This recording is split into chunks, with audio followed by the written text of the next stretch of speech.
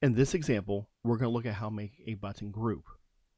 Now, a button group is going to be like what you see here on the screen, where we have an add, delete, and more button all right next to each other. We switch back to our text editor, and you can see what we've done is we've added a div with a data-role of control group. In jQuery Mobile, adding a data role of control group will group elements together. Now, right now, you might have noticed our buttons were listed vertically. However, we can change this. If we add a property called data type and set its value to horizontal, save it, go back to our editor, and reload, you'll notice now that our buttons have become inline, so they don't take up the full width of the screen, and they're on one horizontal line.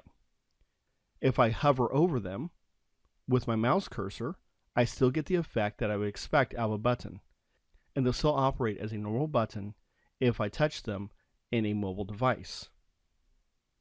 Now, right now, my buttons are taking up a bit of space.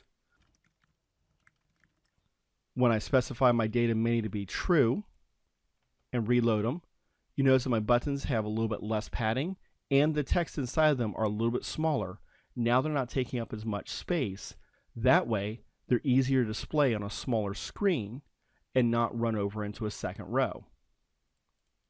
Now, what happens if I want to have a drop-down menu instead of just a More button? Well, I can select my More link, and I can replace it with some text I've already created. Here I have a select box with some drop-down options. My label is currently hidden, but is there for accessibility reasons. I'm using the for attribute in my label to identify with the ID in my select statement. And notice I have select 1, 2, and 3 as my options.